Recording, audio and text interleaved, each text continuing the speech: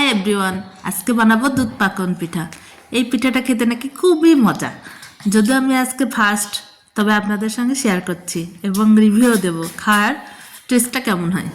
এই পিঠা তৈরি করতে লাগবে গরুর দুধ আর খেজুরের গুড়, ময়দা, তেল। যাই হোক, প্রসেসিংটা পুরাটা শেয়ার করছি, আপনারা দেখলে বুঝতে পারবেন। আমি এখানে গরুর দুধ নিয়েছি, দুধটা খুব ঘন করে হিট করে নিয়েছি। এর মধ্যে এলাচ, দারচিনি, তেজপাতা, হালকা একটু চিনি দিয়ে ভালো করে শিরাটা তৈরি করে নিয়েছি। আর তৈরি করে নিয়েছি বেটার। এখানে আমি খেজুরের গুড়, ময়দা, গুঁড়া দুধ দিয়ে খুব ভালো করে বেটারটা তৈরি করে নিয়েছি। বেটারটা তৈরি করে প্রায় 20 মিনিটের জন্য রেখে দিয়েছিলাম।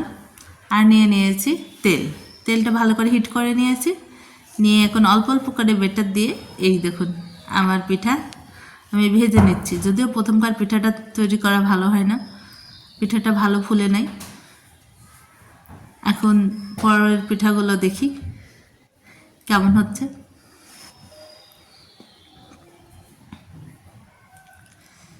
শীতের মধ্যে পিঠা খেতে খুবই ভালো লাগে, বিশেষ করে শীত মানে পিঠা খাওয়ার মজা। সব রকম পিঠা খেতেই ভালো লাগে। আর যদি একটু নতুন কোনো পিঠা হয় তাহলে মনে হয় বেশি মজা লাগে। শীতের মধ্যে এই যে খেজুরের টাটকা গুড় পাওয়া যায়, নতুন ধান ওঠে, আর শীতের মধ্যে একদম মিষ্টিটাও সেরকম জমে যায়। এই জন্য পিঠাটা মনে হয় বেশি খাওয়া হয়। একটা একটা করে ভেজে নিচ্ছি আর এই যে দুধের মধ্যে ভিজিয়ে দিচ্ছি। এই পিঠাগুলো ভিজে একদম তুপতুপা হবে, নরম তুলতুলে হয়ে যাবে, যেটা খেতে মনে হবে অন্যরকম।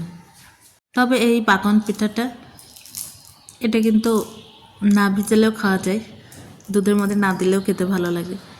তবে দুধ দিয়ে ভিজালে মনে হয় টেস্টটা বেশি হয়। এই পিঠা যখন ভাজা হয় তখন এত দারুণ স্মেল আসে, স্মেলেই কিন্তু খেতে মন চায়। এভাবে একটা একটা করে আমি পুরো পিঠাটাই তৈরি করে নিলাম। আর এই যে দুধের মধ্যে ভিজিয়ে দিচ্ছি,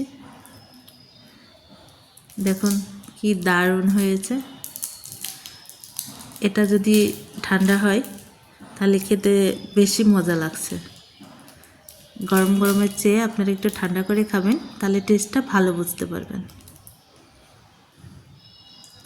ওকে, ভালো থাকবেন। দেখা হবে নতুন কোনো আবার পিঠার আয়োজন নিয়ে। আল্লাহ হাফেজ।